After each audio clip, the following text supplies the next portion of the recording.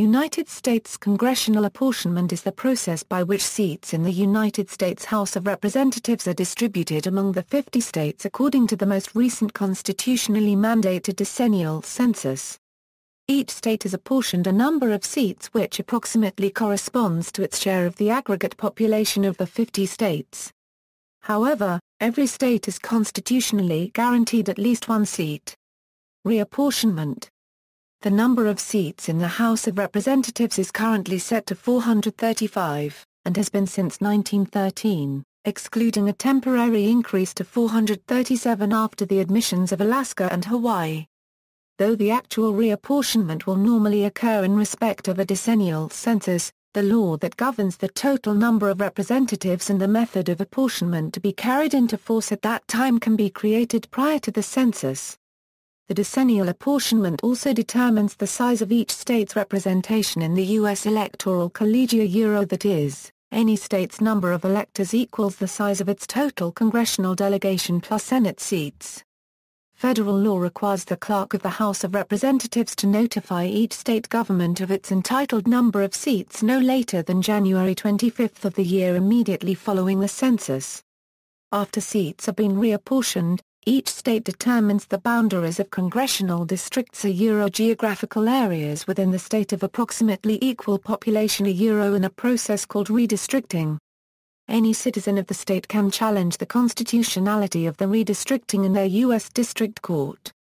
Because the deadline for the House clerk to report the results does not occur until the following January, and the states need sufficient time to perform the redistricting, the decennial census does not affect the elections that are held during that same year. For example, the Electoral College apportionment during 2000 presidential election was still based on the 1990 census results. Likewise, the congressional districts and the Electoral College during the 2020 general elections will still be based on the 2010 census. Constitutional texts. The subject of congressional apportionment is addressed twice in the U.S. Constitution. Initially, the apportionment of House seats was guided by two sentences in Article I, Section 2, Clause 3. Representatives and direct taxes shall be apportioned among the several states which may be included within this Union, according to their respective numbers, which shall be determined by adding to the whole number of free persons, including those bound to service for a term of years, and excluding Indians not taxed, 3/5 of all other persons. The number of representatives shall not exceed one for every 30,000, but each state shall have at least one representative. Euro. Following the end of the Civil War, the first of those provisions was superseded by Section 2 of the 14th Amendment. Representatives shall be apportioned among the several states according to their respective numbers, counting the whole number of persons in each state, excluding Indians not taxed, but when the right to vote at any election for the choice of electors for President and Vice President of the United States, representatives in Congress, the executive and judicial officers of a state, or the members of the legislature thereof, is denied to any of the male inhabitants of such state, being 21 years of age, and citizens of the United States, or in any way abridged, except for participation in rebellion, or other crime. The basis of representation therein shall be reduced in the proportion which the number of such male citizens shall bear to the whole number of male citizens 21 years of age in such state. House size.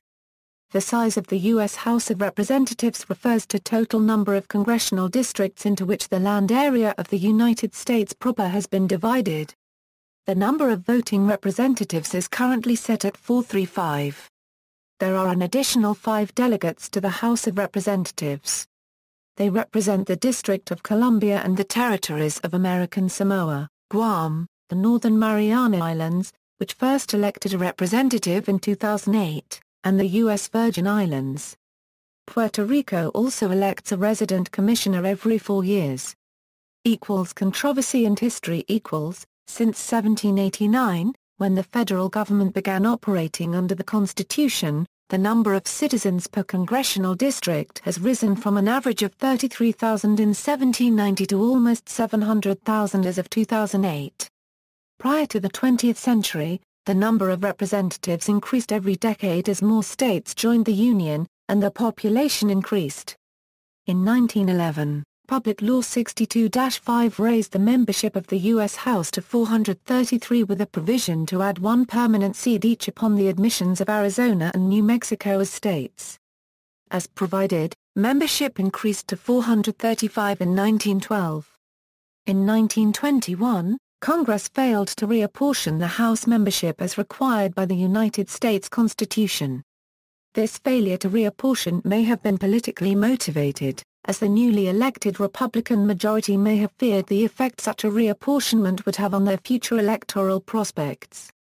Then in 1929 Congress passed the Reapportionment Act of 1929 which capped the size of the House at 435. This cap has remained unchanged for more than 8 decades. 3 states Wyoming, Vermont, and North Dakota have populations smaller than the average for a single district. The ideal number of members has been a contentious issue since the country's founding. George Washington agreed that the original representation proposed during the Constitutional Convention was inadequate and supported an alteration to reduce that number to 30,000. This was the only time that Washington pronounced an opinion on any of the actual issues debated during the entire convention. In Federalist No. 55, James Madison argued that the size of the House of Representatives has to balance the ability of the body to legislate with the need for legislators to have a relationship close enough to the people to understand their local circumstances, that such representatives' social class be low enough to sympathize with the feelings of the mass of the people, and that their power be diluted enough to limit their abuse of the public trust and interests.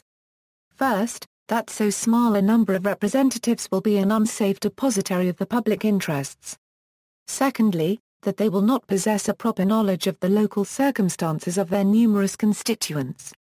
Thirdly, that they will be taken from that class of citizens which will sympathize least with the feelings of the mass of the people, and be most likely to aim at a permanent elevation of the few and the depression of the many. Madison also addressed anti-federalist claims that the representation would be inadequate, arguing that the major inadequacies are of minimal inconvenience since these will be cured rather quickly by virtue of decennial reapportionment. He noted, however, "I take for granted here what I shall, in answering the fourth objection, hereinafter show, that the number of representatives will be augmented from time to time in the manner provided by the Constitution. On a contrary supposition, I should admit the objection to have very great weight indeed." Madison argued against the assumption that more is better.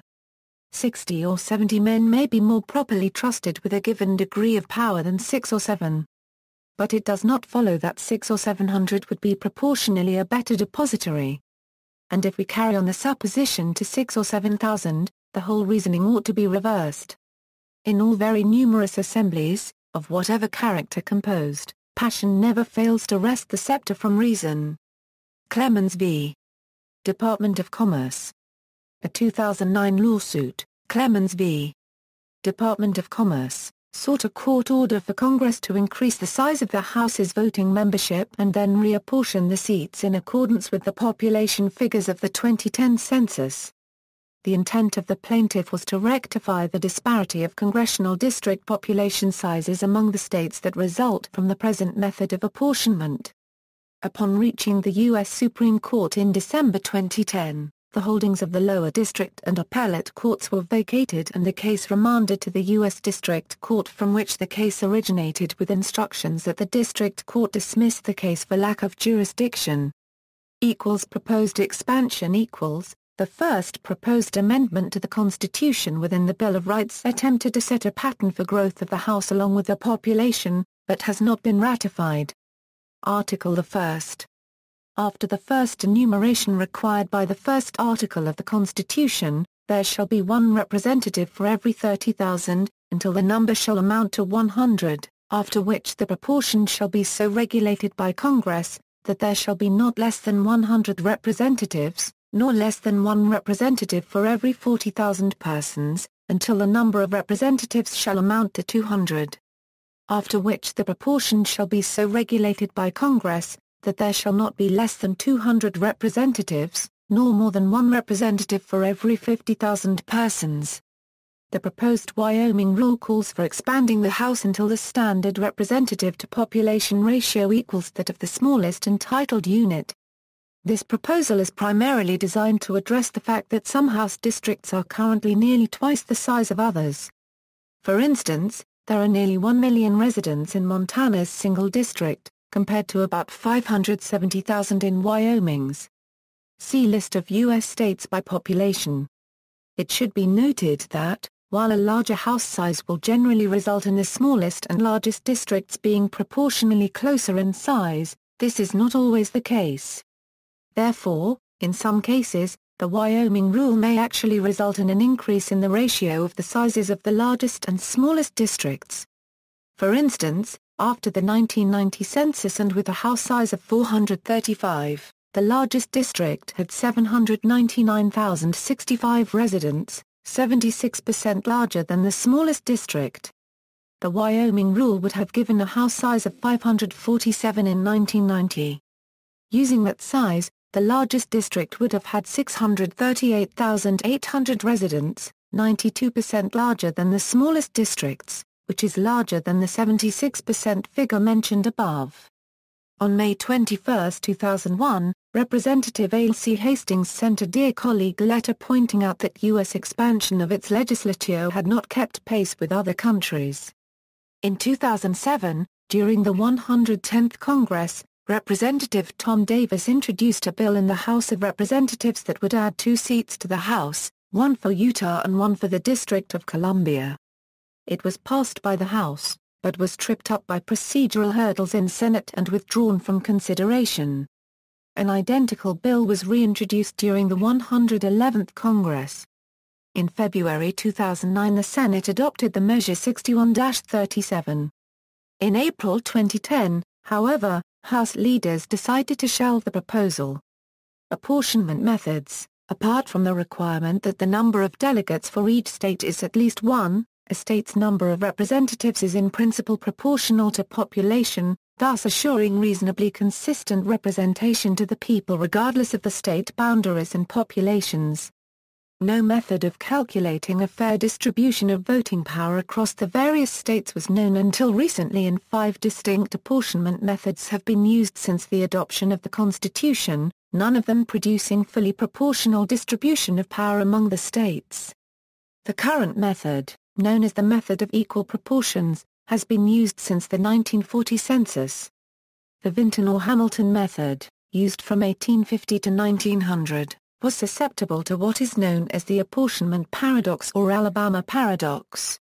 In 2008, a so-called one-person one-vote model was suggested by J. Toplak in Temple Law Review, which would distribute the state's power in the House of Representatives exactly according to their numbers. Under this system, however, members of the House of Representatives do not have equal voting power. Some claim that this method would be constitutional, asserting that the U.S. Constitution does not require representatives to have equal voting powers but does require the voters to have votes of equal weight. The method of equal proportions equals. The apportionment methodology currently used is the method of equal proportions, so called because it guarantees that no additional transfer of a seat will reduce the ratio between the numbers of persons per representative in any 2 states. According to nationalatlas.gov, the method of equal proportions minimizes the percentage differences in the populations of the congressional districts. In this method, as a first step, each of the 50 states is given its 1 guaranteed seat in the House of Representatives, leaving 385 seats to assign. The remaining seats are allocated one at a time, to the state with the highest priority number. Thus, the 51st seat would go to the most populous state. The priority number is determined by a formula that is mathematically computed to be the ratio of the state population to the geometric mean of the number of seats it currently holds in the assignment process, n, and the number of seats it would hold if the seat were assigned to it, n+1. The formula for determining the priority of a state to be apportioned the next available seat defined by the method of equal proportions is, where P is the population of the state, and N is the number of seats it currently holds before the possible allocation of the next seat. An equivalent, recursive definition is, where N is still the number of seats the state has before allocation of the next, and for N equals 1, the initial A1 is explicitly defined as consider the reapportionment following the 2010 U.S. Census, beginning with all states initially being allocated one seat. The largest value of A1 corresponds to the largest state, California, which is allocated seat 51. After being allocated its second seat, its priority value decreases to its A2 value, which is reordered to a position back in line. The 52nd seat goes to Texas, the second largest state, because its A1 priority value is larger than the N of any other state. However, the 53rd seat goes back to California because its A2 priority value is larger than the N of any other state. The 54th seat goes to New York because its A1 priority value is larger than the N of any other state at this point. This process continues until all remaining seats are assigned. Each time a state is assigned a seat, N is incremented by 1, causing its priority value to be reduced and reordered among the states, whereupon another state normally rises to the top of the list. The Census 2010 ranking of priority values shows the order in which seats 51-435 were apportioned after the 2010 census, with additional listings for the next 5 priorities. Minnesota was allocated the final seat. North Carolina, which gained the 435th seat in the 2000 census, missed its 14th seat by 15,754 residents as the 436th seat to be allocated. Past apportionments. Note: the first apportionment was established by the Constitution based on population estimates made by the Philadelphia Convention, and was not based on any census or enumeration.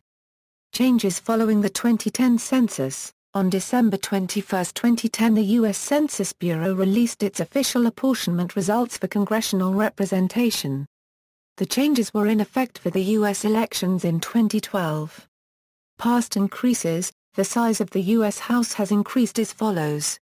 1789 euro 1800 equals 1801 euro 1820 equals 1821 euro 1840 equals 1841 euro 1853 equals. The 1850 Apportionment Bill provided a method to be used in future reapportionments, as well as establishing the then current 233 as the number of seats to be apportioned after future censuses.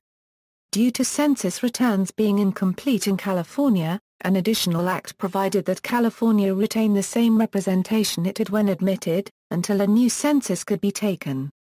California would otherwise have lost one seat, and so the total number of seats was increased by 1 to 234. 1854 euro 1880 equals 1881 euro 1900 equals 1901 euro present equals. See also, Apportionment Paradox, Article 1, Gerrymandering, List of U.S. states by population, List of U.S. states by historical population, Redistricting, United States Congress. Notes: delegate counts in italics represent temporary counts assigned by Congress until the next decennial census or by the U.S. Constitution in 1789 until the first U.S. Census. Elections held in the year of a census use the apportionment determined by the previous census. References: Belinsky, Michael L. Young, H. Payton. Fair Representation, Meeting the Ideal of One Man, One Vote. New Haven, Connecticut, Yale University Press.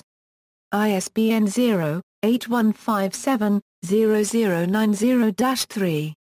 Foster, Robert. Commentaries on the Constitution of the United States, Historical and Judicial 1. Boston, The Boston Book Company, pages 329 446. Hamilton, Alexander. Madison, James.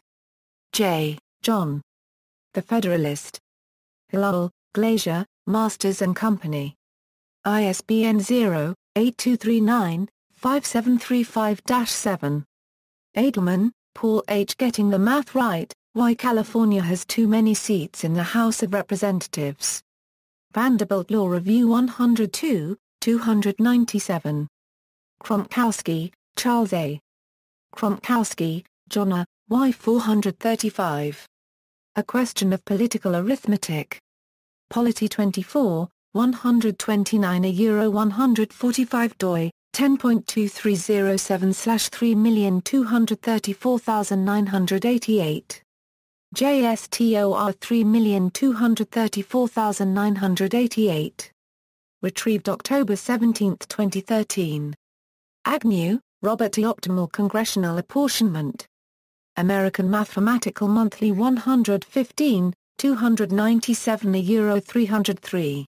JSTOR 27,642,473. Further reading, Stinney Brickner Kaufman, Taryn. Counting Matters, Prison Inmates, Population Bases, and One Person, One Vote. Virginia Journal of Social Policy and the Law 11, 229. External links, Congressional Apportionment by the U.S. Census Bureau, 30-1000.org, commentaries and more information on increasing U.S. house size.